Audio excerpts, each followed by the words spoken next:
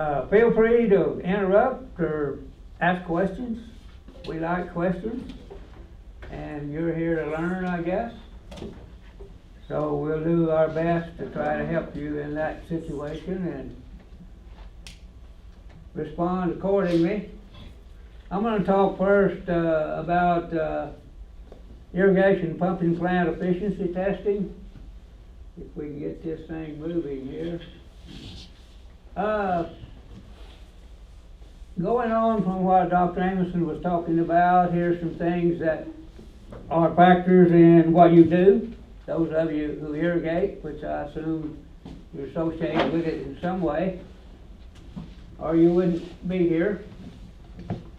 The issue here is that what creates required power and fuel use? What are the GPM you're pumping? From how deep? Operating discharge pressure, which we're going to address quite a bit here. We've addressed quite a bit in the past in the field. Power unit efficiency, fuel efficiency, as Dr. Amison referred to that. I did quite a bit of testing along the way, and I'll share some of that with you. Pump performance efficiency, system management and repair, and fuel price. What of those can you do something about?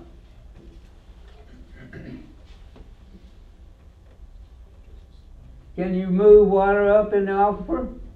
No. You move it up with a pump and power and fuel. Operating pressure discharge? Yes. You can manage that if you want to and choose to. Power unit efficiency? Yes. Fuel price? No, not usually. System management and repair? Yes. So let's move on and see what we got here. Guides to maintain pump efficiency and match the pump GPM to that available from the aquifer. How many of you pump air? What causes that? Not enough water. Not enough water. Where's the water pumping level? At the bottom of the pump. Sitting on the pump. Air doesn't typically move through water, does it? That's just coming up, and you're bringing it up. So there you go. So you got your pumping level down where your bowl's pump level is set. You're going to pump air. So what's the solution to that? You can't pump any more water. So you re-bowl to the aquifer decline or additional lift, which you're typically addressing both. If you're pumped down to where you got the bowl set, well, if you're not at the bottom of the hole, you can lower the pump, can't you? If your casing's big enough, large enough to get the pump down in the casing. So, pumping lift and discharge pressure is what we call total dynamic head, because that's what the pump sees. It sees pumping lift, and if you want it to pressure up your irrigation system, whatever it is, even raw water, you got to have a little pressure or it's just going to dribble out here at ground level. And that's not where you want it. You want it out in the field where the crop is. So you're pumping lift in feet plus your discharge PSI at the pump divided by 2.31 is the feet total dynamic head that you got. And so that's what we're going to address a little bit. Bowl assembly selection are typically new and properly selected or in the 80 to 85% range. How many of you work with that with your pump man? Okay. That's a good idea, isn't it? It's good these days for you to know what he's selected and putting in your well, because who's paying for that? You are. So, yeah, both ways. If you don't pay for it up front, I mean, you're gonna pay for it for the pump man, and then you're gonna pay for it on the fuel and power. So it's a good idea to kind of follow it. Now, one of the things we have a little problem with is the pump friction loss coming up the column pipe. The bearing and shaft losses we take are about 6 to 10% based on how deep the pump is set, how much line shaft you got, how much column pipe you have. 600 feet, you're going to have basically twice as much as you're going to have in 300 feet. So that's the range. So you're going to subtract that from the 80 to 85%. That's kind of hard to measure out in the field. The pump shaft loss and all that, you can kind of get a feel of it. So the best you're going to be is 70, 75% in the field, which is light. But if you can get that, you got a good thing going. If you can get 70, 75% bowl efficiency, in all the tests I did, which is several, I probably had 5%, the best I remember, that was over 70% in the field, out of a lot of tests. Here's some summary of some of my tests over the years that we did. And over there, over the left, shows pump efficiency and the difference in what 5% pump efficiency means at 450 feet of total dynamic head. And 20 psi is about 40, 50 feet. 2.31 times 20. So those are some numbers that I kind of came up with the pump efficiency at 70%, 65, 60, 55, 50. See, those are calculated 5% differences in pump efficiency. The power 77 increases to 83, 60% from 65 gets you 7 more horsepower, 8%. I'm trying to give you a range here of what the 5% pump efficiency difference makes in power and fuel use. And at the bottom, I used just some calculations for 20 inches on what the dollars would be. Fuel cost per inch at 20 inches per acre, 450 gallons a minute is an acre inch. So that's your cost. At I think I used 360, which is the average cost we had for some of the growers in 2018. And that's pretty hard to beat in my book, in my test results. If you can beat it, you're praying for it for something else, like labor. That gives you an idea a little bit more different than what Dr. Amerson talked to you about, but basically, well, maybe let's see what's here. Well, let me go back to that. Basically, what I saw in the years I did the pumping test, and this kind of shows that you really, at 450 feet of total dynamic head, you really can't afford, or you can do better than letting your pump be 50% or less. Because that's quite a bit. 55, okay. Now when you get into the 600, 650 foot range, my guide to the farmers when I was working there, you can pay for a pump job when your pump drops below 60% in 3 to 5 years. If you're pumping normal, 120 hours a year, something like that. But on the lower heads, like we see there at 450, you probably 55, which in my percent, my idea would be good. Now, here's how many of you read pump curves? What's this say? Down at the bottom, it's got some GPM. And up the top, it's got some pump efficiency on 84, 85, 78. So what that really says, I guess this is, yeah.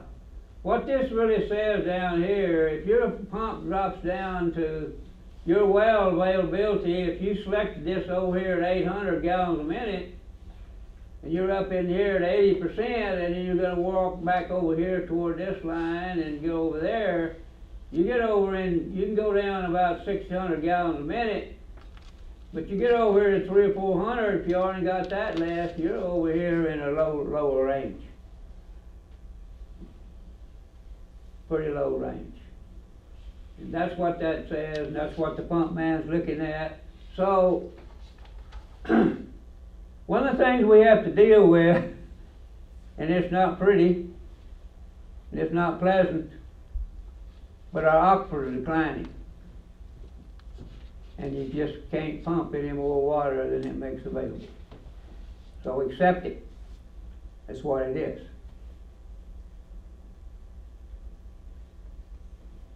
Okay, look at that one.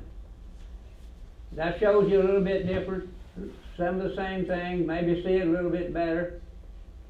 It's a good well, a good pump, a good setting at 800, 850, there where the, okay, yeah, right there.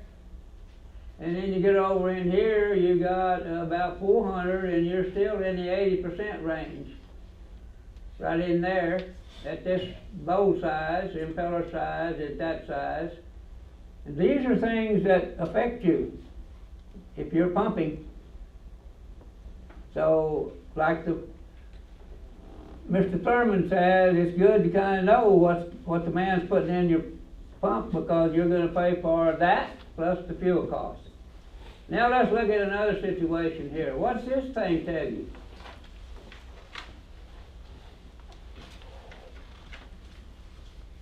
What if you used a VFD, variable frequency drive? This is a curve that was put in the west well here on this property a year ago. They pumped 1 year with it. And we got a VFD on that well, and they have 2 center pivots and an SDI system here. And the SDI is about 300 gallons a minute, roughly. And over here, we got pretty good efficiency at a slowed down speed. Over here, we can get 850 out of that well, and we can run all 3 of them and still get good efficiency. So there's lots out there if your pump man understands what you're trying to do. Fully what you're trying to do. Like run a center pivot here at 450 by itself. Right in there somewhere, wherever that is. 450, we still at a slower speed, we're still in the 80%, 75% pump efficiency range. Any questions on any of that? Nope. But that's what's out there, what the pump man's dealing with, if he knows what you want to do. Can you back up to that slide? Yeah, I hope. So, the left column, that's got that VFD running at 920, Yeah, 1190, yeah, and then on up. yeah. We got to run about 1750, which is the speed. It's a vertical hollow shaft motor. We've got to run about 1750 to get the 850 for all 3 systems. There's another well right out here, but if this well should go out, which it did in 2016, then we can still irrigate this property. All 3. It's 200 acres. So when you slow it down to 920, the efficiency's a lot better. Yeah. That's what's out there. You just got to tell your man what you want to do. which is what we did. You're just adjusting that rate off your surface pressure probably. Right? Yeah, we got a pressure, that's a good point that I was about to make, but I got out of there. We have a pressure transducer at the well, west well over there by the cotton gin, set on about 20, 17, 20 PSI, kind of depending on how, last year it was set on 20. When it gets up to 20, then it's gonna run for 850, or it's gonna run for 20 when you're pumping 450. 450 gallons a minute. So this is an advantage for, and you could do that with a series of wells. What we do is run the, if the little well here, right out here is running, then the west well matches it. You can't run two transducers together. Y'all know that. They don't work. They go up and down. They fluctuate. It ain't gonna happen. You're not gonna have no use in going there. Just don't run two transducers together. You gotta have a split on them, a pressure split, so that they can understand what the other one's saying. And that's one of the advantages. I think the VFDs is one of the cost share selections of this class. And anyway, that's what that is. Okay, let's move on a little bit. Here we're getting into the real issue of irrigation pumping plant systems, which they asked me to talk about. Brake horsepower, which is what you put an engine or electric motor on there to do, is GPM times the total dynamic head divided by 3960, which is a constant converting power to, lift or work to, it's not going to change, let's just go on. Pump efficiency and the gear head efficiency, which we use is 95%, because the gears don't slip much, but you got a little bit of loss. But this is a handy tool here. And I calculated with this, on the second line there, I calculated at 450 gallons a minute, because that's an acre inch an hour. When you pump 450 gallons a minute for an hour, you pumped an acre inch. If you pump 900, you pump 2 acre inches. And so that's about 100 horsepower. 1 acre inch, that's a total dynamic head of 525, which would be 475, be about 475 feet of pumping lift plus 20 PSI, or a combination of that. With a 63% pump efficiency, 95% gear head, you got 100 horses. If you've got, go ahead. Leon, that 1 inch on that 450 gallons a minute, is that, how big of an area, 120 acres? It's an acre inch, wherever you want to put it. Okay. You put it on if you put it on an acre, you got an inch. Okay. You put it on 2 acres, you got a half inch. Okay, thanks. You put it on 4 acres, I guess it's a quarter. Okay. Wherever you system puts it. Everybody understand what he asked? I think I do. You're specifying both units. Pardon me? You're specifying both units, the Yeah. acres and the inches. Yeah. Yep. And so what we get here, I went into the engine efficiency, which Steve talked about quite a bit. I use 23%, which is a pretty good average for what I tested for an automotive engine. And it needs to be up about 2200, 2300 RPM to get that efficiency. If you're running at 18, and this is going to be something on the next session that you are concerned about, if you're driving a generator, it don't run very good. It's going to run at 1800 RPM, and we get our best engine efficiency at about 2200, so you need a gear reduction. And Don Hardy uses a 5 to 6, 6 to 5. What's the difference in 5 to 6, 6 to 5? Overdrive, underdrive. Yeah. So, yeah, there's quite a bit of difference.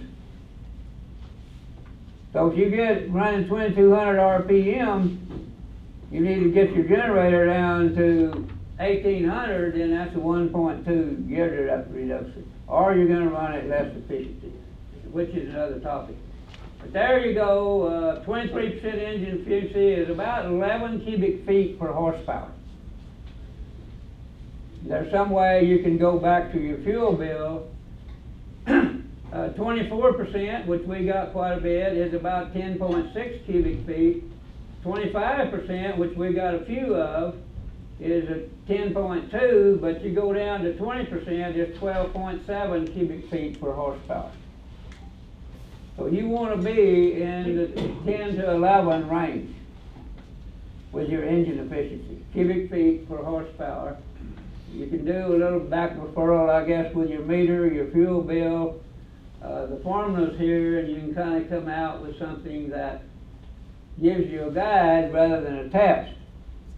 I don't know where the test equipment that I used is, but it's somewhere. But Jerry Funk, who will be here the next session, does some pump testing yet through a combination of, he has a fee.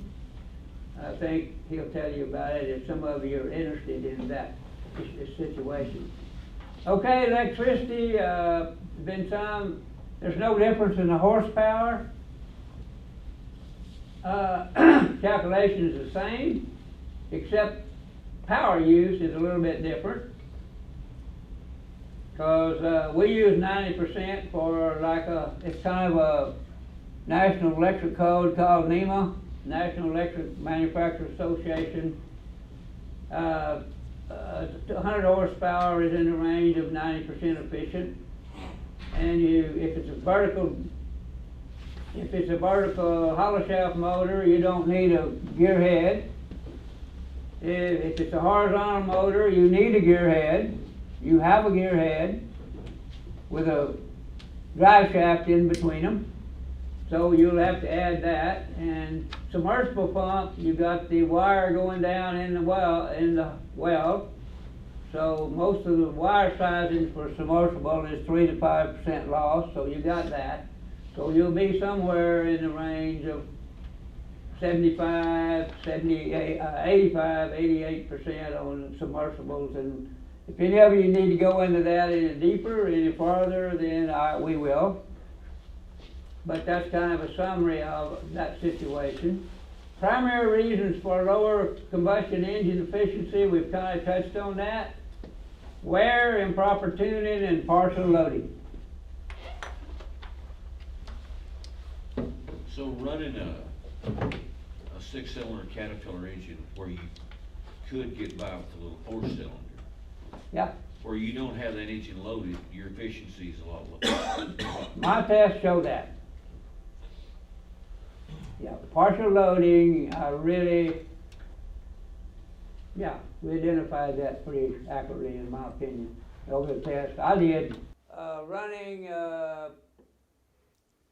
18, 23, 18 instead it's going to be 20%. That's 4 points times 5 is 20%. That's kind of like what I showed in the first slide. It might be 4 or 5 points of efficiency. Yeah. Just from that motor not being loaded. Yeah. Yeah. Yes, sir. That's what I'm trying to say. That would run into money. Yeah. Steve emphasized that. I do. It's real. It's one of the things that happened is that right now it doesn't make a whole lot of difference, as much difference. Let me put it that way. It doesn't make as much difference at 360 gas as it does at $7 gas. And that's when the world woke up on the high plains. I arrived on the high plains in 1968, 4 years born. And gas was 15 cents a cubic foot. And it did just, all the guys were concerned about was pumping water. The fuel bill was okay. But when it went to $65, that's the reason A&M bought into a pumping plant efficiency system. The water district had one. Didn't y'all sell it to Eder Water Well, Steve? I think Etter has one now, I think. Eder Water Well bought the testing unit that this water district had because they decided not to do that anymore. But anyway, any more questions on this one?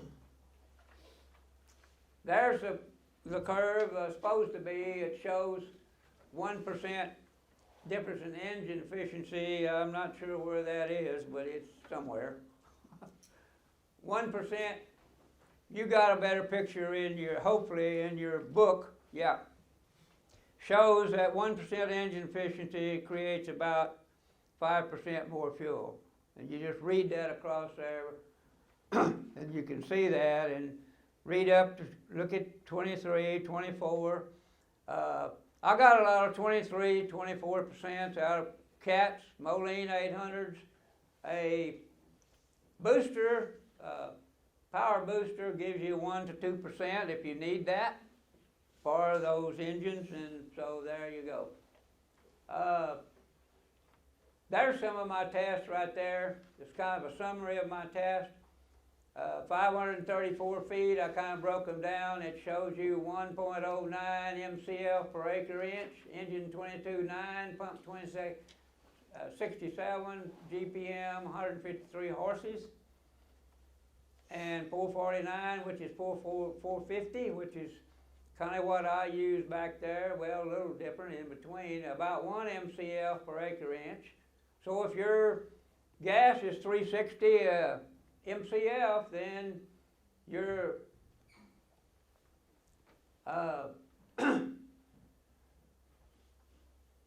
pumping cost per acre inch is about 360.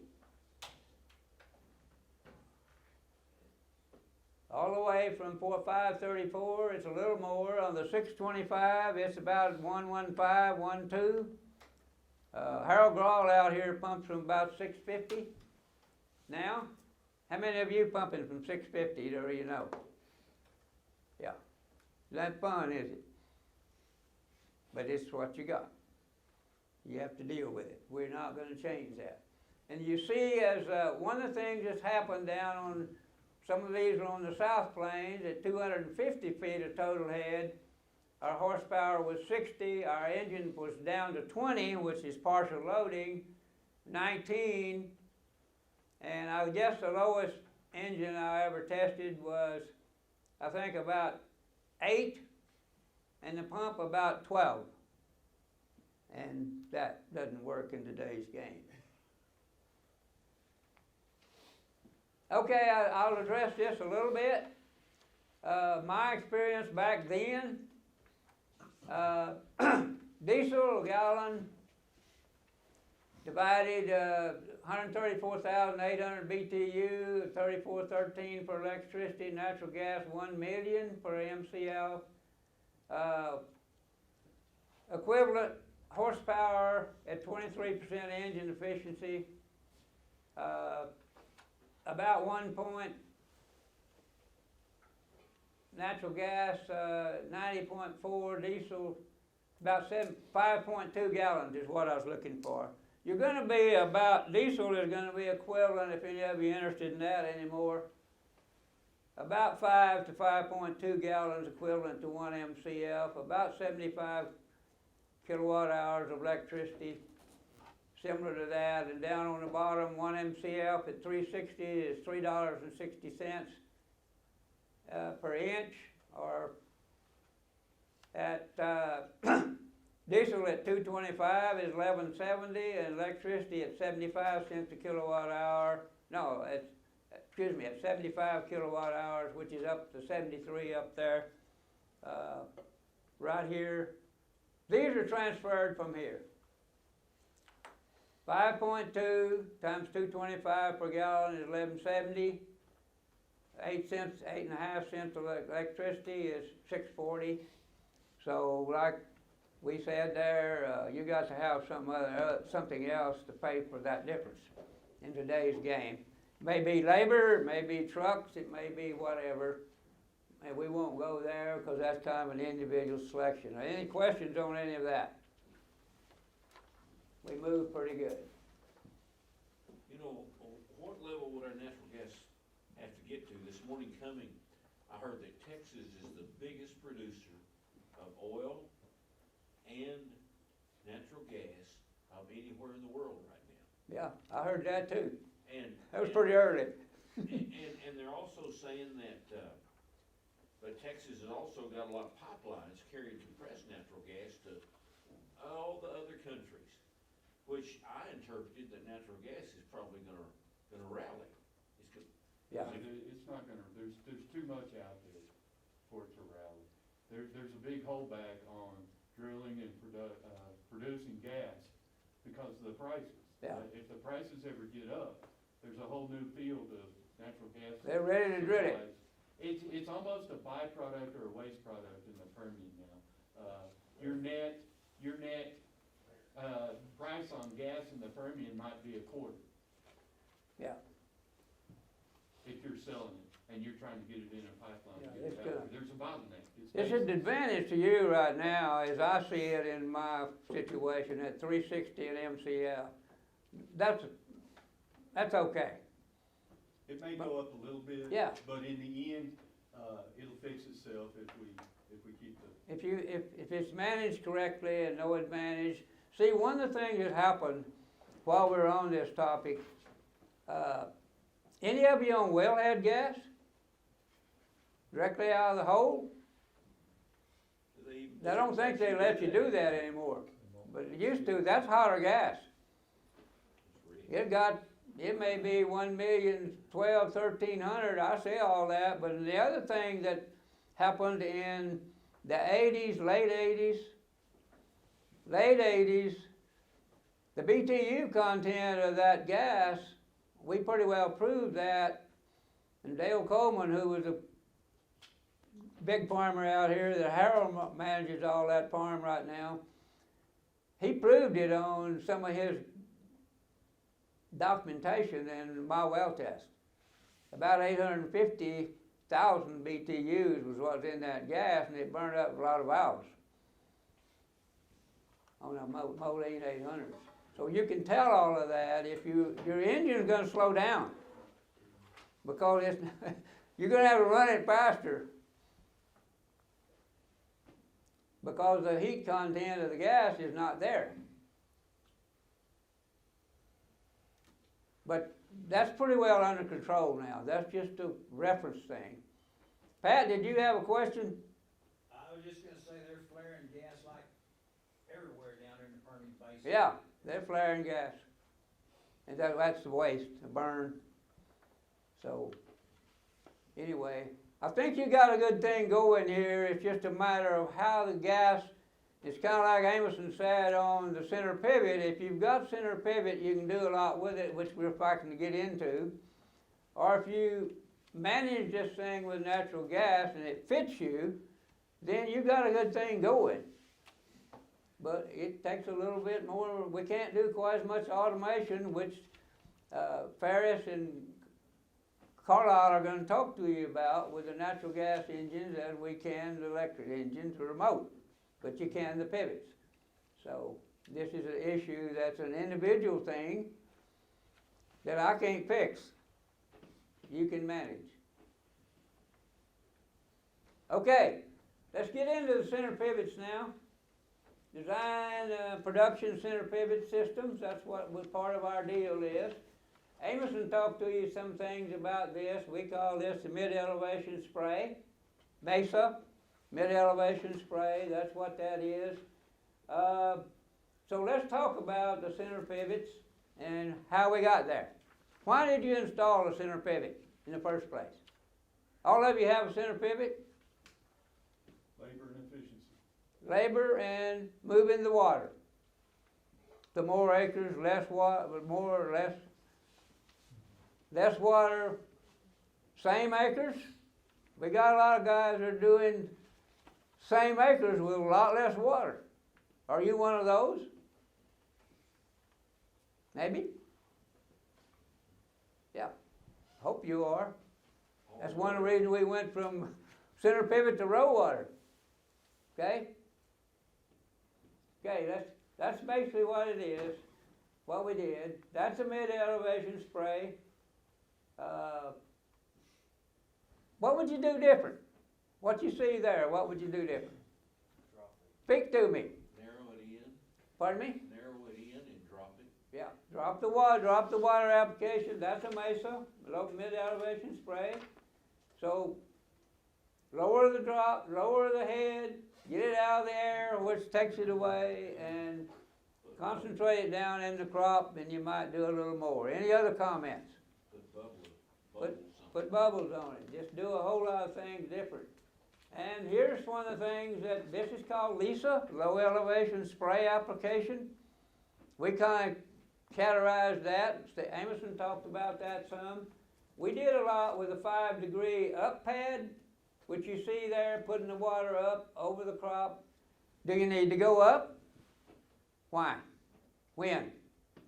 When do you need to spray up? For what? Get it sprouted. Get it sprouted. But why do you need to go up? We go up to get a throw. And when you go up, what do? You put it in the air. And what happens to the wind to do it? Takes it away. So this is what we're working with. You want to go up, you want to go down, you want to stay up, or what do you want to do? Your choice. We'll go into that a little bit more, but one of the things that happened here in my evaluation and work in the field with you guys, farmers, is the blue pad made us go. It put us in a position to do what you're doing today. And there's what we call the LISA, low elevation spray, lower the head, get it down under the corn. And while Dr. Amerson was talking about if you can or if you can't with LISA, one of the things it helps. What do you see here? Does the crop protect this pattern? What if you had cotton or wheat or soybeans? Would you get the same protection from cotton that you get from corn? No. It ain't going to happen. It's going to be in the wind. And where's it going in the wind? So this is another issue that you have to address. This is a flat pad. We'll go into that a little bit more. Steve, I can't see the clock. It's 10:30. You got about 15 minutes before break. 15? 15 before break. Okay. If I could, I'm not sure I could read it either. Yeah, I can read it. Okay, this is what we're talking about. What we're going to go into in a little bit more detail. There's another one, application. Always use weights for the wind. We learned out here the hard way. Put some weights on there, and then weights are going to swing too. That's a 30-inch drop. Okay, soil type is a player. There's been lots talked about soil type and all that here. But this is a LIPA system, and soil type is a player, which we're going to go into a little bit. What is water infiltration? Why do you even care? You put the water on the ground so the plants can get it, right? So that's what it is. Water infiltration, and this is how we manage the water so we're going to get it in runoff. And we went through that. Well, you can manage the water if you want to. It's kind of like this 92 versus 97% application efficiency. Do you want 97 or do you want 92? Or do you want 88? It's up to you. It's in your lap. It can be done with a existing LIPA system. With an existing center pivot system. If you're in the 75 to 85% application efficiency now, 78 that he talked about, do you want 92? Or are you okay with what you got? This is in your arena. We can get 97% with a LIPA center pivot. And that's hard to beat. I'll show you some yields later on.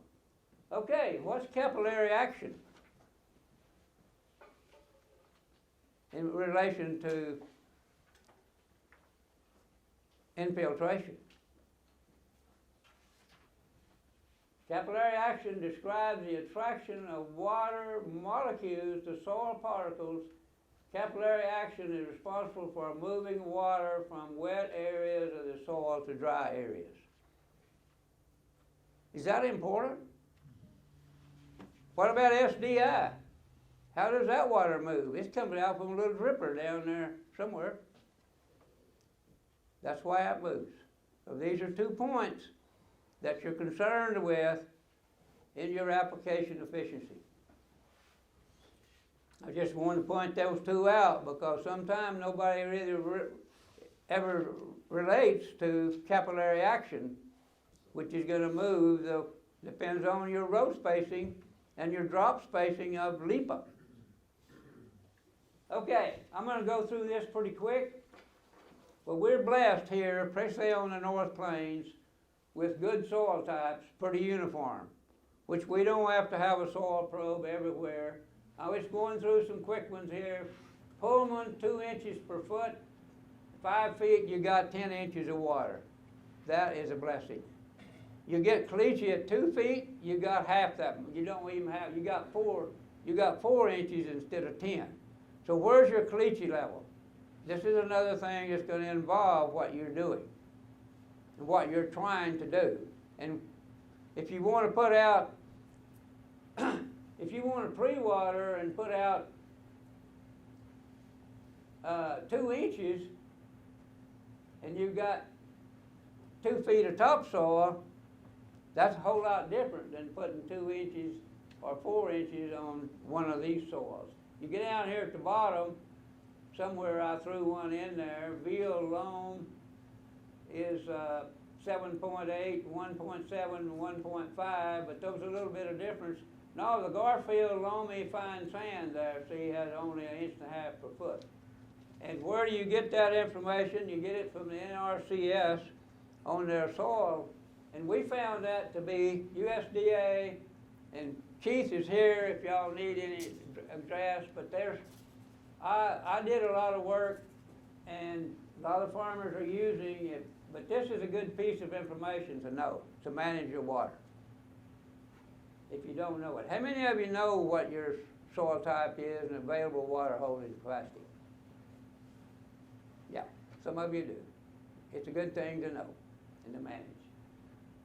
Okay, let's look at this right now. Y'all had a lot of thrown at you about water and management, soil type, and all of that. So we're looking right here at a and cumulative PET or potential ET or crop EC, top ETC crop for grain sorghum. What do y'all read there? Those of you using soil probes, what do you read? Anything? Over the bottom we show 5.17 inches of soil water from that the crop used kind of on the end down there. Rainfall, irrigation 8.13, rainfall 1064, a total of 2394 of these right here, and the ET, look how this matches the, that's what you want to try to do with ET crop. That's what you can do. That's what you want to do.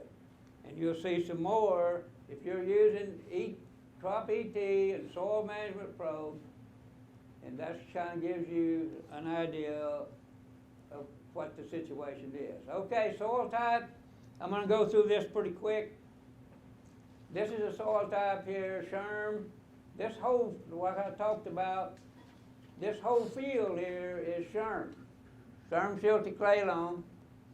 And look how uniform and all that is. That's what NRCS says it is. And so this is the type of information that you would get that the area AOI is area of interest, and the available water holding capacity that's in there, it shows it there in your book, I hope. But you look at this one, up where Brian lives, it's not always that uniform. This one's got lots of different soil types in there, and so you got a little bit different management scheme. So that's how you want to put where you want to look to put your probes and that kind of thing to manage that soil. And you see the differences in the soil, and then you got those Spurlock fine sandy loam is 1.1%, so forth. Perico fine sandy loam 27, Perico 0 to 3% slope. That's what you're going to look at and see on the soil on the NRCS soils map. That's what you want to know. And you can still manage those with different. You just have to select them, and that's just examples of what you get. So, know and understand the soil type under your center pivot, how much available water your soil can store. How do you know that? A probe will really help you. You can tell I'm pretty bent on the probers, because I've been there. I know what they can do. How many of you using soil probes? Good. We're getting there. It helps, doesn't it? A bunch. What do we know? I don't know if I got that question in there. But anyway, those of you that are not using them, manage your crop root zone using your irrigation capacity, which is what we're going to try to get into here in a bit.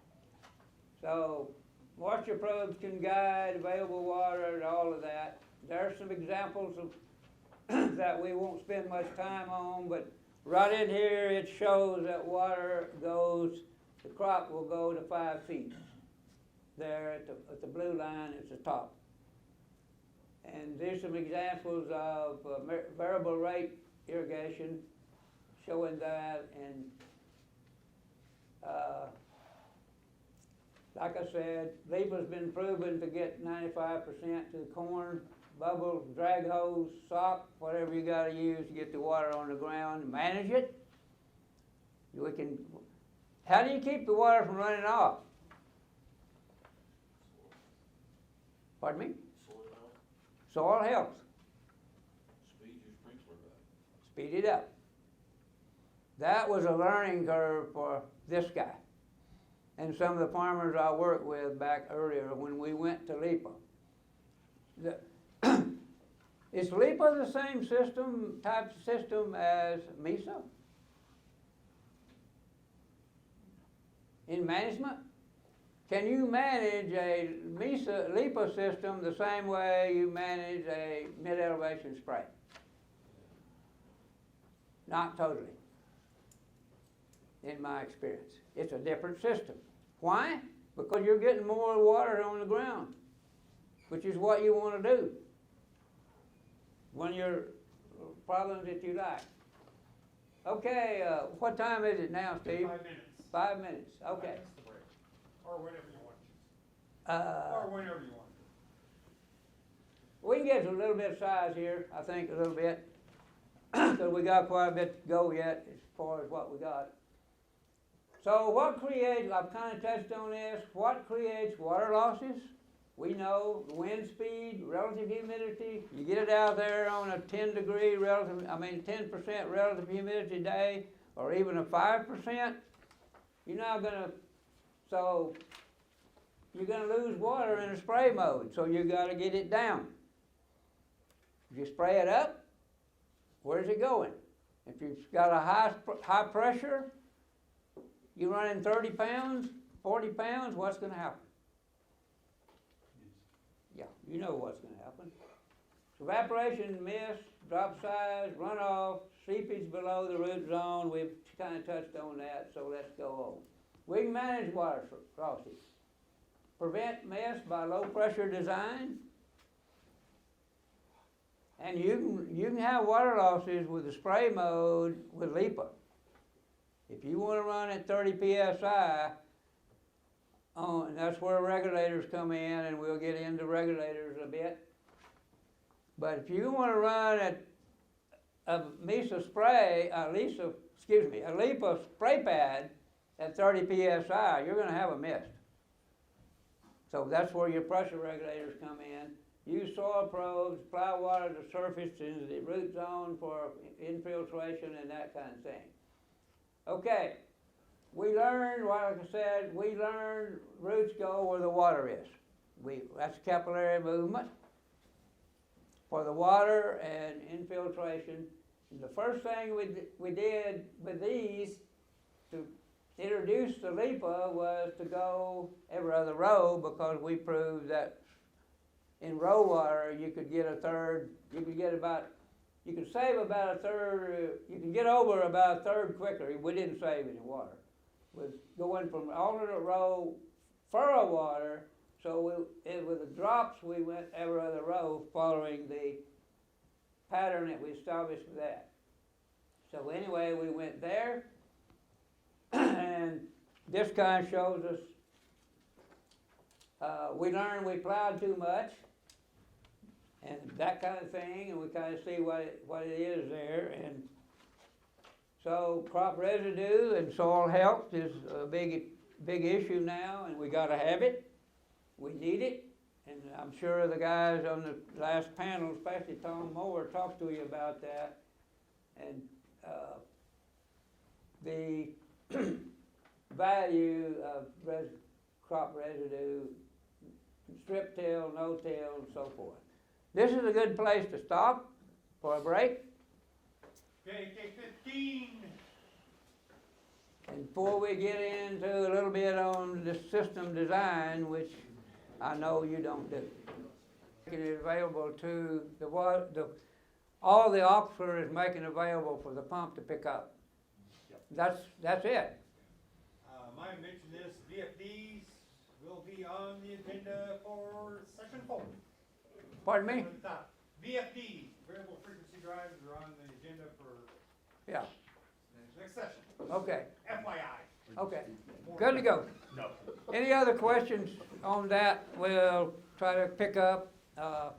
Also, I'll mention that any of you more interested in calculating more detailed fuel, we can help you with that. Then we had time here, so move on. So what I want to do now is get into some steps, kind of like what we've talked about with pump efficiency, kind of how we got there and where we are with the center pivots. And one of the things that made this go, in my experience, was a combination of manufacturers, farmers, and people, innovative farmers, and people in the field working to try to get information to achieve high center pivot irrigation system efficiency. And one of the things that happened was center pivot telescoping, mainline telescoping, and those of you that have an existing center pivot, it's done. And we oversized some center pivots with 10-inch and 8-inch compared to what you're doing today, and to me, you're set good. But those of you that are buying, we're going to go through a little bit of stuff here. One of the things that the manufacturers did, was to make telescoping available. Being 10-inch pipe, there was no 10-inch pipe. There was no 8-inch pipe. And they put the span length so you could plant in a circle with 40 or 60-inch rows, space rows if you wanted to, and have an even number of 12 rows or whatever. And you put your drop outlets every 40 or 80 inches, or every 30 and 60 inches. Later on came the 30-inch drop outlets, which most of the new systems have, or the 40-inch, which you had the type to do. And my experience, and we've done a lot of nozzling, we'll get into pretty quick. Just to touch on it, to show you kind of like the pump efficiency and the engine efficiency, how important that is, and that you have control of that if you want to. The 6 5/8, a load for a 6 5/8 inch machine is 700 gallons a minute. if you want to stay in the lower 20 psi operating pressure. 6 5/8, 8-inch is 1200 GPM about, and anything over that you need some. That's just a rule of thumb that you might want to, those of you that are working or rearranging center pivots, to keep your operating pressure down. Here's a kind of a design thing that we went through. Gives you kind of an idea. That's 800 gallons a minute. The numbers in red are what I'm concerned about and trying to convey to you. Design flow rate is 800. We designed from an end pressure at the end of the machine. We set 6 there, and we can tell we want to pressure the machine up. From that pressure, if we can't pressure it up with a 6 psi design pressure, then we'll put 7 or 8 in there. Whatever it takes, depending on the elevation. And this is size 6 5/8 inch pipe down at the bottom, lower last. And our operating pressure is 1795. And the machine is, where's the length of the machine? 1,248 feet, about a quarter mile, right over there. But that's kind of the way this thing goes, and we're concerned with all these other items in here, but we do that. But your pivot dealer is going to need this information to move forward with. And there's a 1200, about a 1200 GPM machine with some 6 5/8, 1800 feet, 1802, 680 feet of 6 5/8, and no, 1122 of 8-inch, and 680 of 6 5/8 for 1802, and that's a 1200 gallon a minute. And we've got 21 pounds of operating pressure up on the main line at the pad. And that just gives you an idea. And the Christian's uniformity CU at the bottom, Keith may have gone over this with you. They need a minimum of uniformity in the design for a cost share of 94. And so that's one of the things they'll be looking at on a cost share. We'll go over that a little bit more. Oh, go ahead. What is uniformity that you're talking about? That's the uniformity of the water to each area, each drop. If it's you got good coverage, 94% coverage of the area. See, on a 6-foot space drop, you have 5 feet that you're going to water uniform. So that's 94% of that area is uniform. I've seen a lot of half-mile sprinklers as the water's gone down. They'll have half of them cut off or something, you know, as people can't fill their systems. Yeah. Well, they need to re-nozzle. They don't have the water, you're going to lose pressure, and especially you go uphill or downhill. We'll go through that a little bit. But anyway, that's what you got to do. This is back to, that answer your question? Well, I was going to get to, it just seems like 4 quarter-milers, I know you pay more money, but it seems a lot easier to fill a quarter-miler in my part of the world than it does to fill up a half-mile. Yeah, we're going to get to that. It's not real easy. Okay, here's back to the fuel thing. We'll go. I think it's pretty well meets what we've already said. I added this first part, but 1 MCF per hour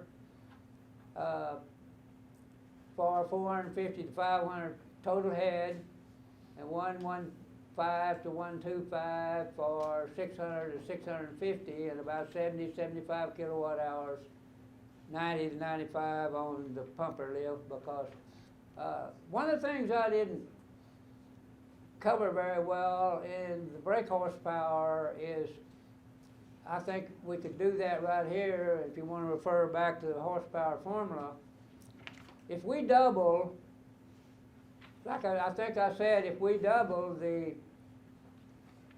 GPM to 900, we double the power and the fuel use. if we half the pump efficiency, we also double it, or more. So this is a thing that you're working with up and down that you've got to manage to stay in the game. If you double the pumping lift, for the horsepower formula, if you double the pumping lift and you double, if you double the total dynamic head and you double the GPM, your horsepower is 4 times. That's the way that works. Just try it on that formula. That's the reason we're working with pressure and water to manage it to where we want to be. Okay. What determines irrigation system capacity, available water in July? Well, we've talked about, I think, adequately. And then how you put the water out. And we've touched all around that. And there's no difference in irrigation capacity if you've got so many gallons a minute. How you do it, what you got, it's where you put it and how you manage it. And here's some guidelines that we've worked with over the years. At 4 GPM per acre, that's a quarter miler at 480 gallons a minute. Puts out a 1.5 inch a week, and that's our irrigation capacity at 100%. If you've got 4 GPM, 4 gallons per minute on a 120 acre circle, that's 480 gallons a minute, 1.5 inches a week. That's your irrigation capacity. It's 0.21 inches a day. That's not enough for corn, is it? Maybe some days it's half enough. You're getting on down here. 7 GPM is where we were with the Mesa. High application, 6 and 7 down here, and then some days that wasn't enough, but that's our irrigation capacity, so what are you going to do with it? That's 100%. That's your irrigation capacity. If you've got 480 in a machine, you got to put more water in there or get more of it to the crop, and that's what we're going to be talking about. Here's how you determine. Some of the previous class wanted to know this. GPM times the number of hours that you takes to make a circle, the number of hours you set on a SDI, acres you set, number of hours divided by 450 divided by the hours irrigated tells you how many inches you're applying at 100% efficiency. That's how much water you got at 480, using that example. But either any GPM you got, number of hours that you're taking to get a circle, if you're going a week circle, that's 168 hours divided by 450 to acre inch an hour, 120 acres, you'll get 1.49 inches, which is what I showed in that slide. 150, I got 150, but 100's not going to make any difference. So that is where we're going with what we got. So, system irrigates 120 acres, gallons per minute, 4 GPM. There's no difference in our available irrigation capacity. It's what we do with it, like I said before. And that's what Steve talked to you about right there, and that's okay. But here's the issue. If you've got 500 GPM going into a 120 acre circle, and you got 6% loss, that's 30 GPM, which is half GPM. You get 12% loss, which is easy to get based on what we've talked about. That's 60 GPM, which is a half a GPM per acre, 18%, and you go on down, you 24%, you're losing 1 GPM per acre. So you've got to up your GPM per acre or reduce your water loss. One of the two. If you got more water in the hole, like what we talked about, but the 24 to 30, we've been through that, but that's what it is, what you're working with. It's in your window. And one of the things that we do with the center pivot LIPA, for example, we reduce your management window. if you're going to leap a 30-inch drop versus over canopy spray, your window has gone, management window has gone from that to that, because it's in your lap. And I know that the efficiencies are out there, it's just which way you want to go with them. So if you're losing this amount here, it makes a difference in what you can grow and what you put out. Okay, center pivot design, we're going to go quickly through that. Design water GPM. We're telling the computer how much water we want to put out, where. We're telling that computer, we got a main size line, we have the ID that we need, and this is all based on hydraulic design. And I'm going through this with you because this is what you're telling your dealer. Ask Ferris. This is what you're telling your dealer, and this is what he's got to work with. If you tell him you've got 600 gallons a minute and you've got 5, guess what? You ain't going to pressure up. Changes everything. Pardon me? It changes everything. Yeah. The one thing that I would say is that elevation difference from the center point to the high point in the field. Leon kind of left that out. That is like incredibly Well, important. no, we aren't there yet. We're going to do that. Okay. Yeah. Yeah, we've got the design based on what goes in there. The high point, yeah. The elevation, while he's brought it out, if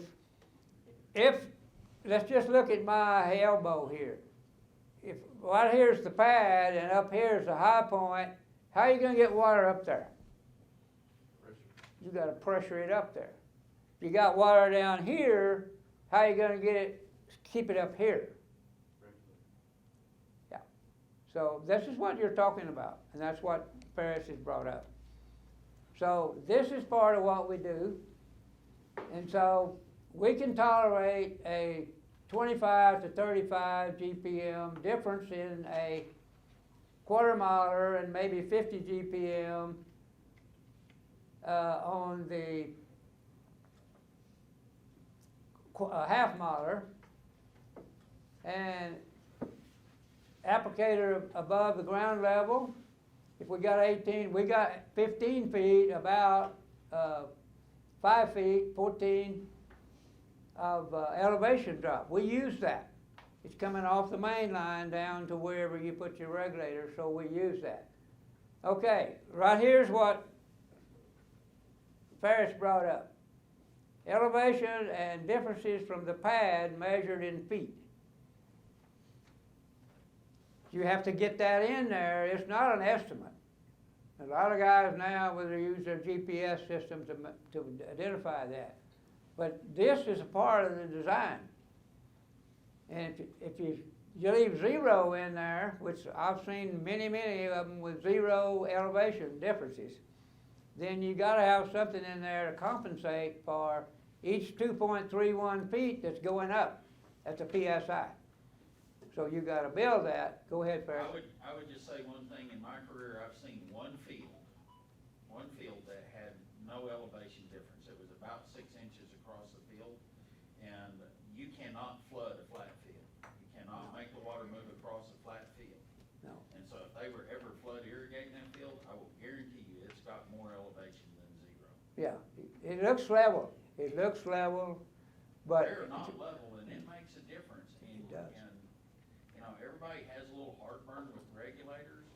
Guys, if you're gonna do precision application of water, and that's where we're headed today, then you have to know what that elevation is. Yeah. If you have ever even looked at a drip system, you have to take elevation into consideration. It's the same thing with precision application of water with pivots.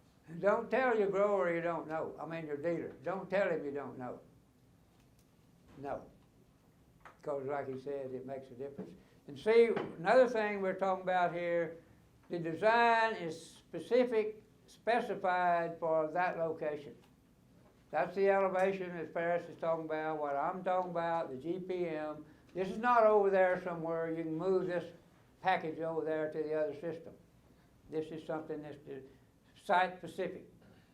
And that's kind of where we want to go. So, okay, I just mentioned that. We use off the main line, we use the gravity about 4.5 psi off the main line to the nozzle, which you want it down in there. And if your MESA, every how high your applicator or your regulator is above ground level, is how much advantage you get from the gravity off the main line. And we typically use 11 feet because it's going to bow a little bit and all of that, but it's worked out real well. So that's what's in there for it. Now we can get into the applicators a little bit, or the design. Okay, this is here on purpose. How do pressure regulators function? You tell me. I had a guy one time tell me, and this is the truth, I'm going to put in some 10-pound regulators, I need more pressure. Do regulators increase pressure? They manage and control pressure. They are pressure killers, not builders. I'll put that in there on because of that. Require energy to function properly and to seat, which is what you talked about. How do you seat a regulator? They obtain energy from water system pressure. You have to build the pressure in the machine to close the regulator. And they're be more easy to close 4 quarter milers in sequence, not at the same time. In sequence, 1, 2, 3, 4, then 1 half miler. So this is an issue. Pressure losses within the regulator are about 3 psi, meaning that the inlet pressure must be more than the rating to close it. So on a 6 psi, we need about 9, a 10, 13, a 20, 23. I don't know why you won't go there. So the nozzle size is based on what? What the size is the nozzle in the nozzle package? The pressure. So the nozzle selected based on the regulator outlet pressure. If I have a 10 psi regulator versus a 6 psi, which has the smallest nozzle for the same amount of water?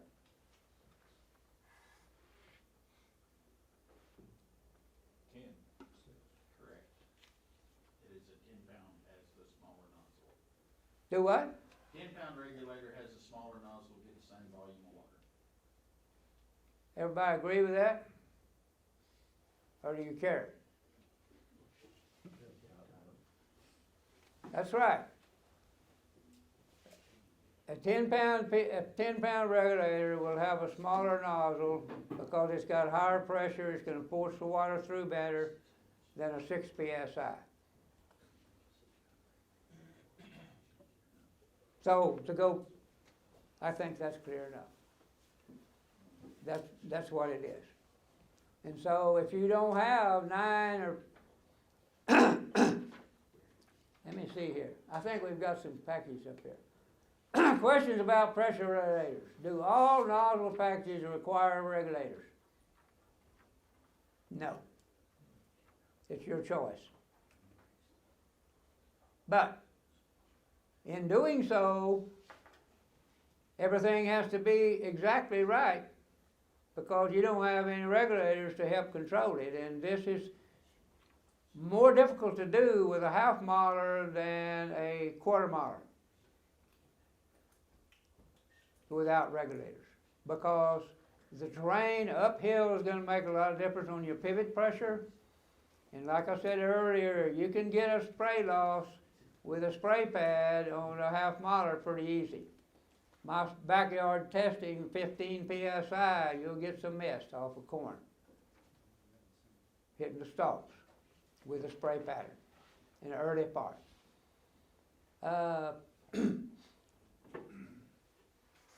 Okay. Can over available GPM nozzling can prevent seeding and proper seeding and function? Yes. If you don't have the water to close the regulator, then you can't seed it like what he talked about.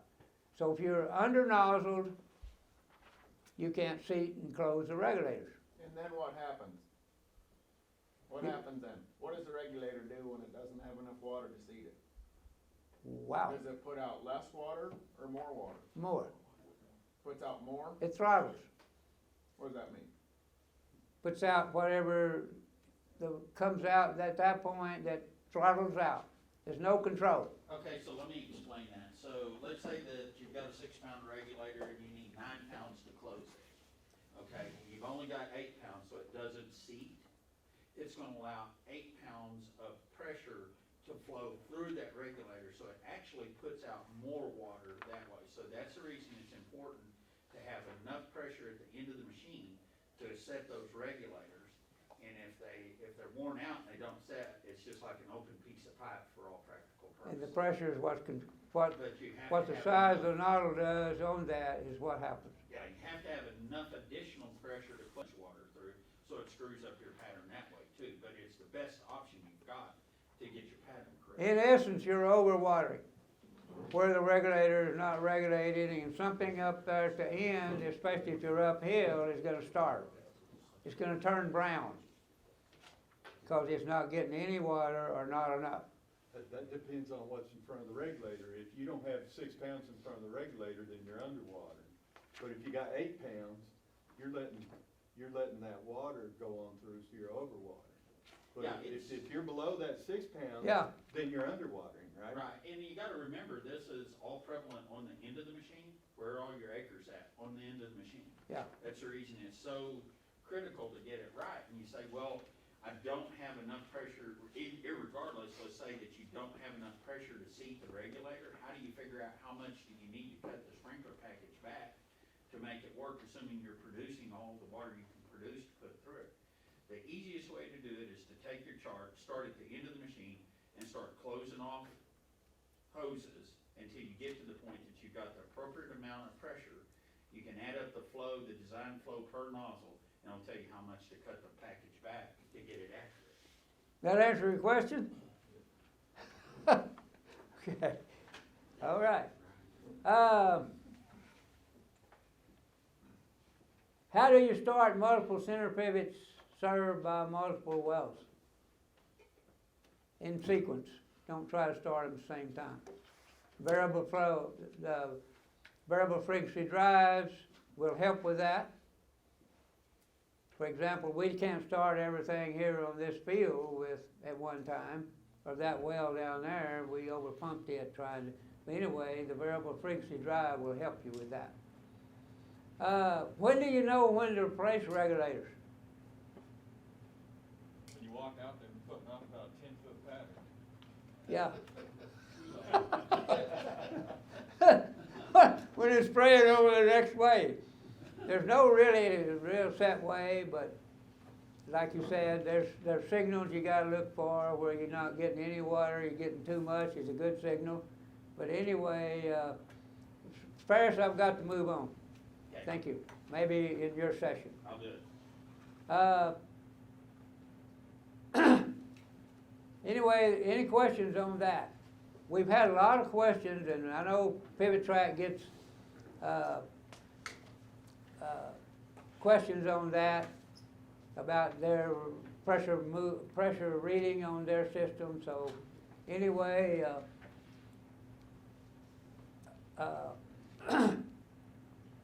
that is an issue that nobody really has the best answer to, but there's ways that you can test them. If you want to go through a pressure regulator, put a pressure gauge underneath, you can test them if you want to go through that procedure, which I've been through, but anyway, it's kind of a drawn out situation, and no real clue except be aware that you got a problem, I guess, to go with. What about system operating pressure? Water creates pressure. This is kind of summarizing what we just went through. Regulators regulate nozzle pressure, guide uniform water application, which is what this gentleman asked about. Nozzle sizes are smaller for 10 than 6. Monitor pressure with a gauge at the last drop uphill. It should say what? What should your gauge read on a 6-pound regulator at the end of the machine uphill? 9. Should read 9, no less than 9. 10 won't hurt. 7 is a signal you're not pressured up. And some of the regulators may not be closed. And the way to close them is to re-nozzle. The amount of water that can close them. Water closes the regulators and seats them. Air fizzes. Y'all have heard it. So, summary of that. Typical design, quarter miler, 12 to 15 psi at the pad, 20 to 25 with a half miler is what we've been through. Okay, pressure gauge in the last drop shows it there. That's what we do. It's a good signal. It may not be convenient, but it's a good tool to manage the systems. Steve, I can't see the clock. 11:30, 45 minutes. Okay. We're doing okay. That just shows barely a pressure gauge at the end of the machine. Should read 9, 13 for, just put it in there and read it when it comes around, or go around and find it. 17 at the pad, and our design is up on the main line. Let's see. Well, we're locked down here, I guess. Okay, rule of thumb, each PSI additional operating pressure is about 5 additional horsepower for each 500 gallons a minute pumped. So that's back into the design. 10 horsepower for each 1,000 gallons a minute. If you're running 10,000 gallons a minute, which some of you do, that's 24/7, 454 Chevrolet, 454 will pull about 130 horses. 350 about 90. That 496 will do about 150. And that last one, 175, whatever it is. But that's quite a bit of gas, quite a bit of fuel. And these are just some additional cost figures that I've thrown in there. If you're running additional pressure, 2.5 horsepower, 360 MCF gas, about $72 a month, 10 cents an hour. Not a lot, but if you're running a lot of systems, it can add up. Electricity is a little more expensive. In my experience, 450 gallons a minute is an acre inch. So 8 cents is what I used on electricity, so you can kind of see there what your additional operating pressure may do. But like I said, it kind of narrows your management scheme and puts a little bit more on you. Okay, here's the nozzle package. I just want to go through that. Y'all don't do the nozzle package, you read it, right? You read the nozzle package. And so, these are the top type of information that we need to do the nozzle package. And one of the things that's going to make it right, and I mean correct, like we talked about, the over on the left-hand column is the span lengths, and the second column is the mainline size, and the third column, span, the first column is the span, number of spans. This one has 14, I guess, 900 GPM, and the length of the span and the number of drops in the span. That tells the package where the water that you want to put out is going to go. Where are you going to put it? And so how many drops and where your drop is around the tower, and your regulators are 6 psi on the end. So each one of those drops is so many drops per span and so many drops for the whole system. Can tell you where to put the 900 gallons a minute. That's all that is, and y'all just read but we need that because we can be accurate. 900 gallons, 14.68 psi, just showing you what it is. 256 acres, 885, and all this other we do. Resistance of coefficient on the main line and that kind of thing. Into the field, like what Parrish talked about, we talked about design elevation of the end tower. I'll put something in there if I don't have anything. If I don't have anything that I think is accurate, I'll go find it off the website.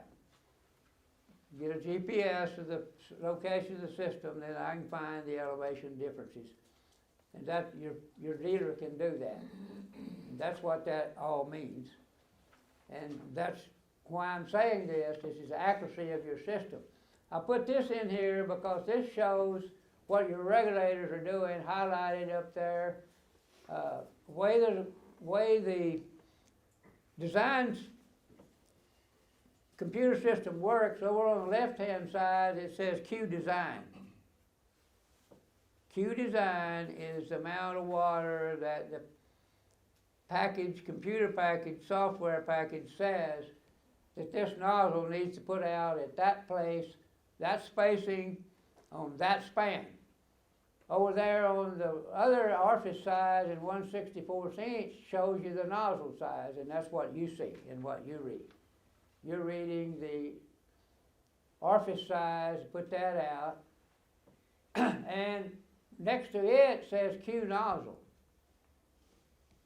So Q nozzle is looking at Q design, so that Q design can select the nozzle closest to Q design.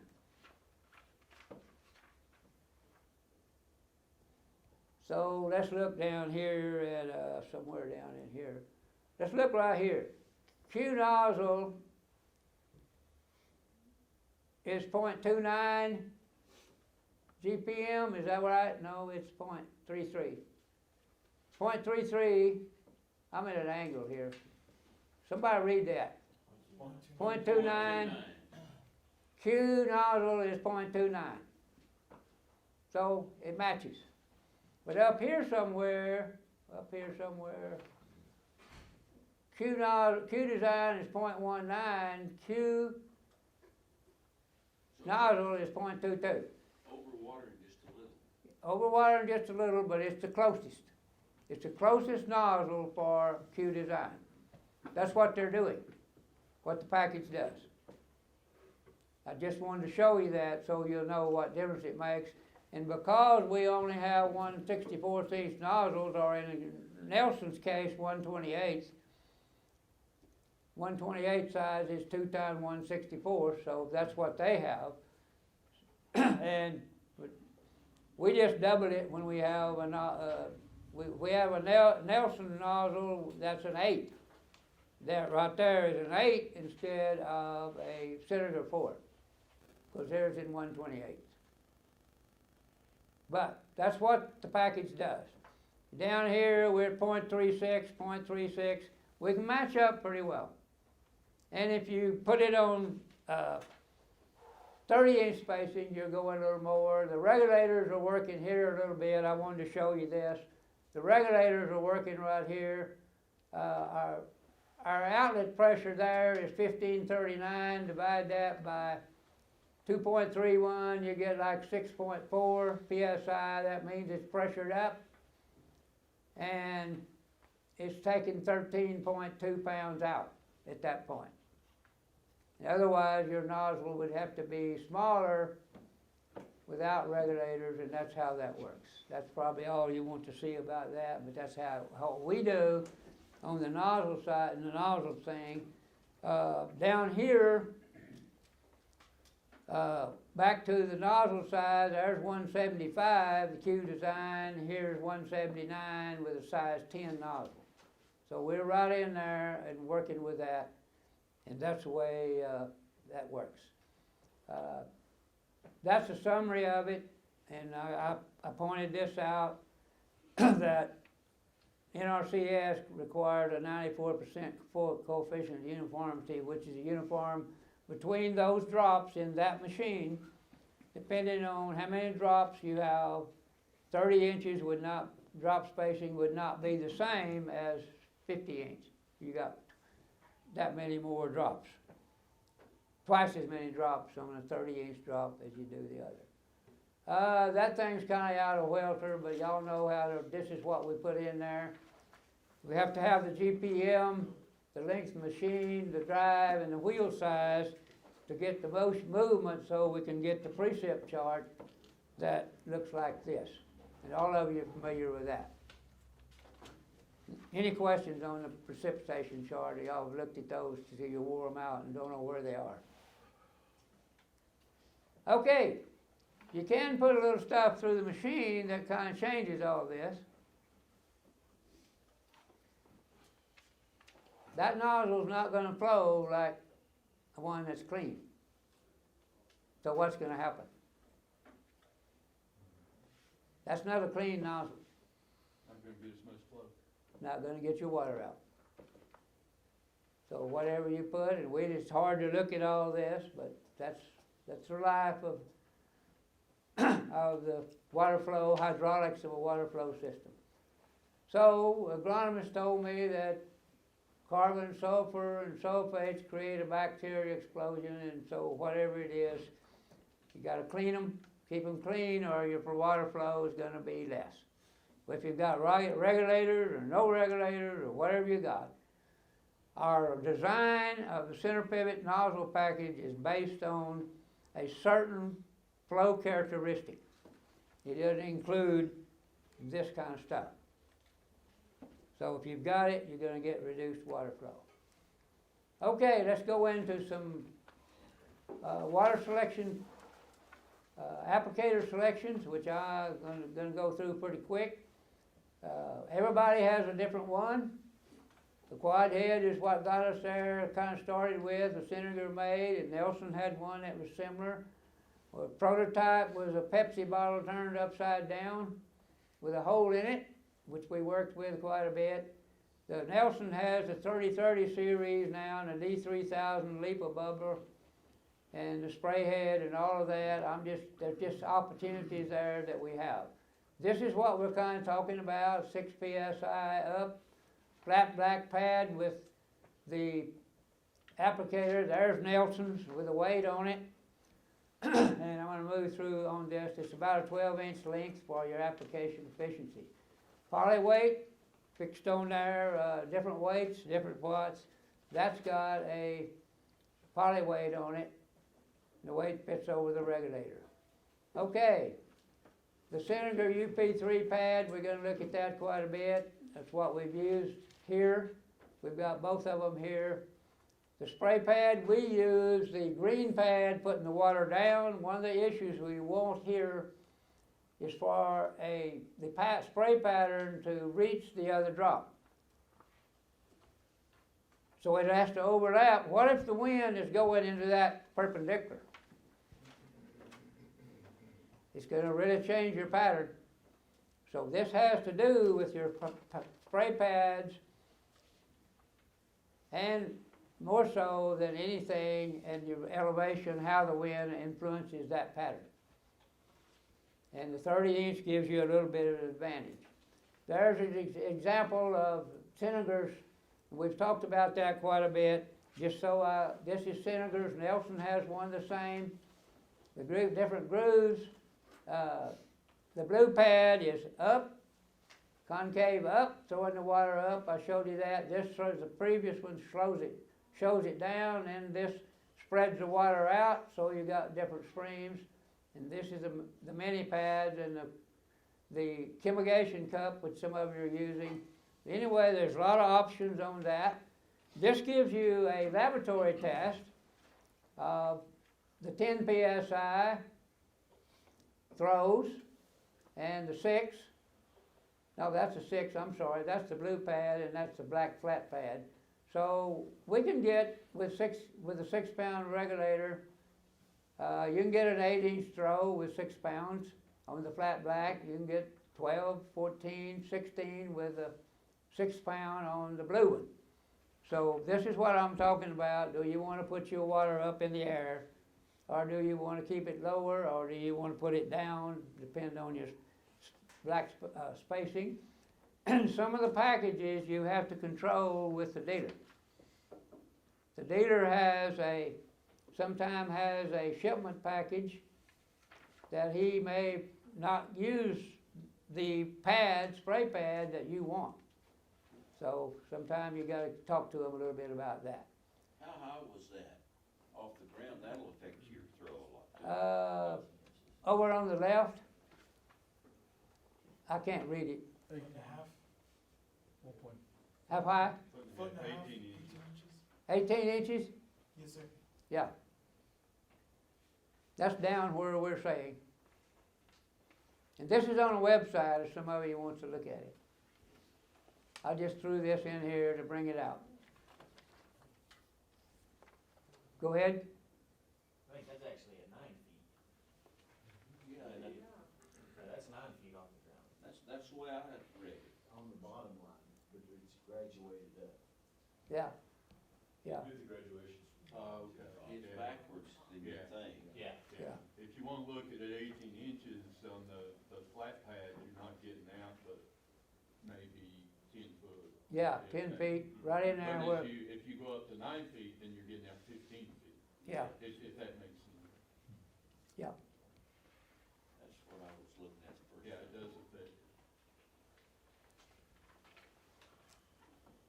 At least you get the idea that the pattern is what, and that's how but the wind is gonna influence that, and we're gonna be different ones. That's the green. One of the reasons, this is the LIPA shroud that is available in the green pad we put on the bottom of it. It's on the west sprinkler here, and the UP3 bubbler is on the east sprinkler. And a lot of guys have gone to this, 30-inch spacing, and that's another picture of it, 30-inch drops there. Some of the growers may have talked about this the other day, reasons they've gone to 30-inch drops. You need a reason, in my opinion. Why do you want to go if you, just to go, unless you wanted to try something different? Learn to use the water label. One of the guys don't want to flip the pads. And like I said, I told one of the guys, we germinated wheat out here on the west sprinkler, drilled wheat with this pad. The LIPA shroud bubbler. Row spacing is 20 inches or smaller. You need water on each side of a row. And if you've got 20-inch rows, you need 30-inch drops. Available water is 3 GPM per acre or less. That means that goes into the nozzling procedure, how much you're gonna overwater, because we don't have but 4. Senator has 3.5. Let's see, they have 3.5, 3 and 2.5 size nozzle now, but you need filters, I think, on some of that, at least for some of the water. You're gonna wanna put in some filters, water filters. And reduced operating pressure and pumping cost is another issue that the guys are going through. The available water is less than 3 GPM per acre. We've got some guys with 2, 2.5. NRCS cost shares become a factor. We'll go through that or leave. That's the quad head that kind of got us where we were. That's the black pad. That's the green pad, spray pad.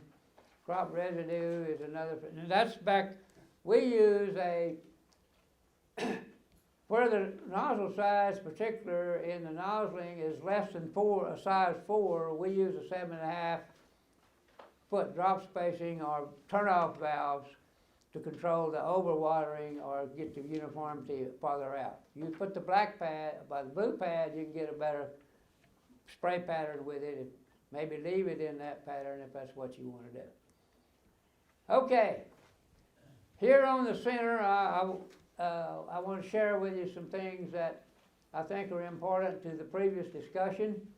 This is 2018 corn here at the water center, Lipa, 35 inches of total water, 242 bushels, SDI, 3302 inches of water, 243 bushels, 15% moisture.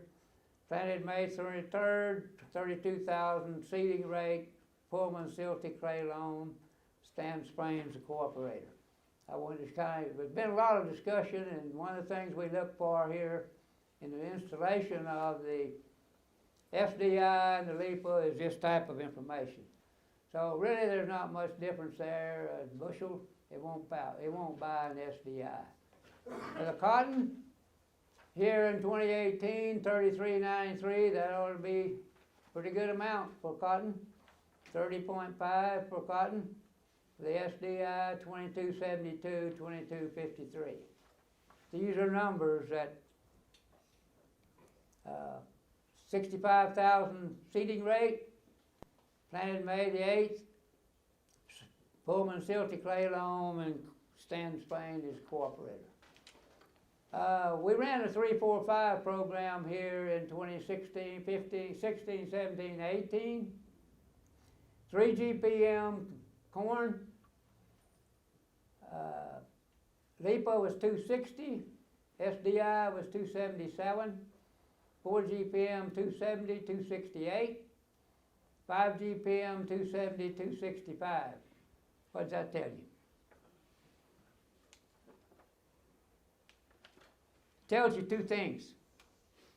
What about the water? I thought that was mine. That's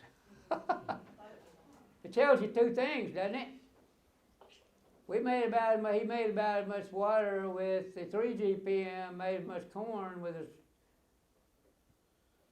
3 GPM as he did the 4 and the 5. But we had good rainfall. You had two different varieties too. Yeah, in that year we did. They're supposed to be real similar. I had a hard time getting the same varieties in there. There was other people working it. Varieties wasn't as important to them as it was me, but the varieties are supposed to be pretty similar, the hybrids. And as far as I could discount, but anyway, regardless, that is a factor. There's 2016, 3 GPM Lipa, it's a different year, 195. SDI, 3 GPM, 191. 4 GPM, 217. SDI, 211. 5 GPM, 260. SDI, 246. The rain was about half as much. Yeah. So we got more water. We got more irrigation in 2016. Less rain in 2016. But I didn't get the total on there, did I? I'm sorry. Just add them up. They're there. Soil water. I thought they were on there, but I can get them for you. I got the soil water somewhere. I thought I had it, but I don't. There's the total on 216. It's quite a bit difference in 2018 and about 8 inches less, but the yields are less. But anyway, that is kind of, well, in essence, SDI, in my opinion, is if you want to equip your center pivot that you got, it's got a difficult proving track. You may not be told that. Okay, let's look at some more yields here. We're getting into PMDI now, portable mobile drip irrigation. Harold may have talked to you about it, and Tom Moore, I think they were on the panel last week. We had set up over on one of Harold's quarter milers a Lipa bubbler, shroud. He's the one that don't want to flip the pad and send these guys out there to flip the pad. He's got more things for them to do, so he's got the shroud. When we put one span of PMDI, it's a T&L PMDI. It's not dragon line. Now get into dragon line, I hope. Not, you got stuff in there you can read. Okay, we did that in the 345 program in 2017. 3 GPM 236 on the LIPA, PMDI 221. 4 GPM 240, PMDI 228. 5 GPM 237 and 5 GPM 227. He's really low on water over there, 2.33 GPM per acre, 283 gallons a minute. That's not much water for 200 bushel corn. Any way you look at it. The Sherm soil is very similar. He did have some hail damage, which we adjusted according to the insurance adjuster. 2016, 3 GPM made 190. On the LIPA, PMDI made 198. A little bit of reversal here, but not much. 4 GPM made 191. 4 GPM PMDI 200. 5 GPM 203. PMDI 216. A little bit favor, reverse. A little bit in favor of the PMDI here. 2017, a little bit in favor of the LIPA. And if Harold, 2.42 GPM per acre, not much water, but pretty good yield for it. And what he did, we put one span 6 was in the PMDI, and are y'all familiar with the PMDI? No. Okay, T&L's PMDI uses a regulator and a number of nozzles, and it's a drag hose. You're dragging a hose behind the center pivot. I thought I showed that, but I didn't. It got cut out some way. Where the heck is it? It ain't in there. Anyway, they use a different gallon per hour and a number of emitters spaced 6 inches apart to put out the amount of water that your nozzle package calls for. It is controlled by a pressure regulator. Dragon line is controlled by a pressure compensating emitter. These goes into a drip irrigation hose that puts out the same amount of water as your nozzle package calls for. But they put the number of drippers in there, spaced at a different part, and they space them every 6 inches. And the gallon per hour goes up to 4, I think, something in that range. Anyway, it puts out the same amount of water that your nozzle package calls for, and you drag a hose. And Harold was looking for that for yield advantages with this little low water, but he didn't get it. He mentioned that he was on the grower panel last week, wasn't he? Yeah. He mentioned that vaguely. He's not. He wasn't a big fan. No, he what? No. This is the reason why. In 2018, I don't know if I've got 2018. They didn't get any. 2016. There's 2018. He didn't get any yield differences, and we didn't in 2015. We didn't get any yield differences between the PMDI and the LIPA shroud. There's the amount of water and the yields, and the rain and irrigation. And you can kind of see we're working with 23, 24, 25 inches of total water. Soil water, they didn't measure it in 2018. There was no difference in 2016 when I measured it. So there's the difference between that, and that is the variable frequency. We won't, y'all just read that. That's the rating. Ferris is going to get into this right here.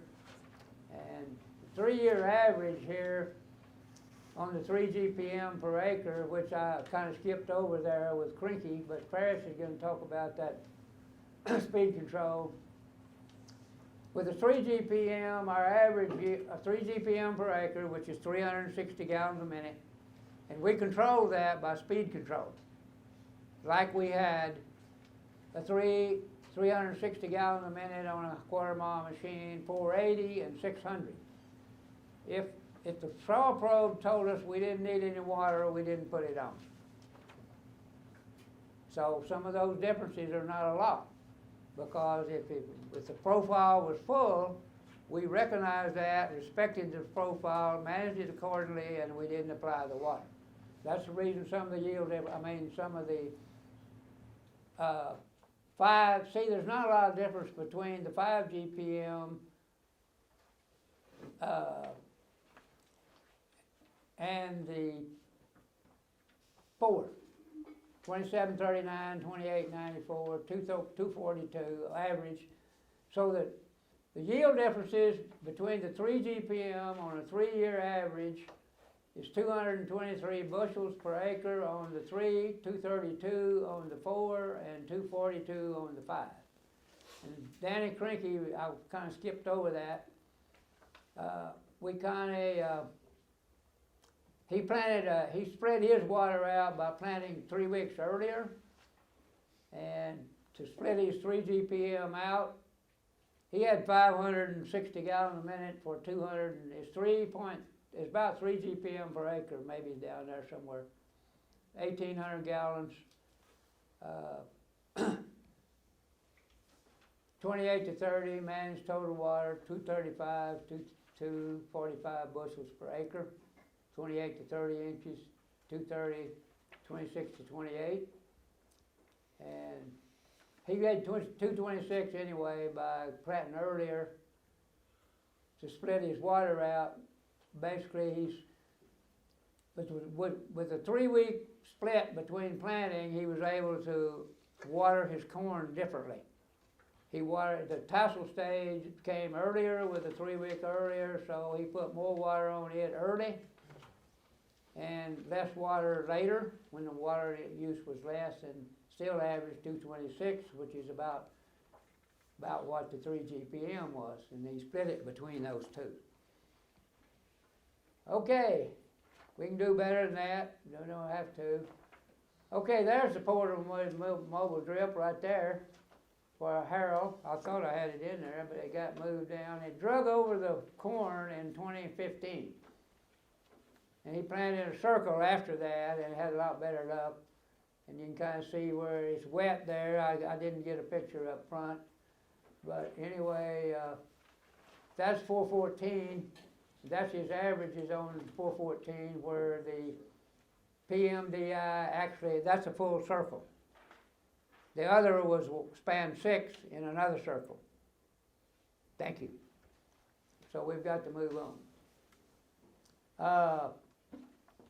That's a summary there, 267 GPM, 180, 133, 195, 200. And that's some summaries of some low water application. The Dragon Line PMDI is another game. I tried to get some yield from Keith Watson out here west of town, but I never could catch him on what he does. But they use a pressure compensating emitter technology through Netafilm. It's a different design pattern. They don't have any regulators. They have a pressure compensating emitter. They got different emitters in there, different numbers, drag lines. You can kind of get an idea of what you got there. If you reverse, you got to circle back. And Keith told me earlier that he was in the first class, this master irrigator class, and he said this system cost him about $175 an acre. Go ahead. Leon, how long are those lines out on the end of the pivot? How long do they get? Well, they can be 100 feet. And they was wanting to get they put them 6 inches too. It's something you got something else to manage. And I will say this, I was in a dealer meeting one day, and one of the dealers said if we had a storm on that, it would be a total wreck. So. One thing Tom Morse told us last week, that the trash would go through the orifices on the Dragon Line. He said the trash wasn't as critical on plugging the orifices. That's right. that's the reason, there's a little difference, that's true.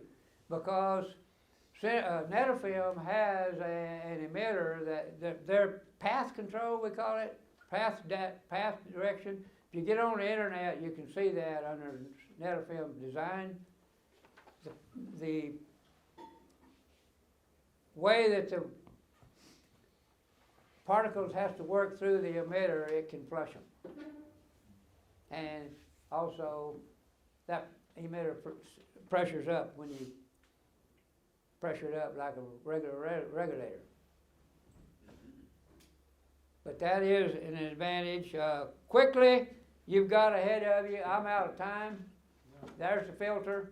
We've got Senator in the garage right before lunch to go over some product in the barn, I mean. That's a filter example for what you have. There's dry wheel tracks. If you want dry wheel tracks, you can make them. If you want to manage them. The other thing that is in your book is if you want to do a retrofit yourself, go ahead. We only have 10 more minutes. Well, Senator needs some time in the barn. Okay. There's some information in there, kind of like what Steve talked about on retrofitting yourself, both on cost share information. If you want to do that, you can read through it. We've got the cost share at $265. See, where is that cost share stuff? You find it? There it is. New sprinkler 24, 30, 23 a foot. With pressure regulators, $39.85 a drop. Replace it all, $31.37 without regulators. Keith Sides is here. If y'all want to talk to him about some stuff. And now I'd like to, y'all just read the rest of that. It got some guidelines on it. We need to go into the barn and listen to Senator a little bit about some of their products that kind of shows difference in what we, items that we didn't maybe cover here, and y'all going over there, Steve. Okay, let's head over to the barn and listen to Senator before we eat. And I'll be getting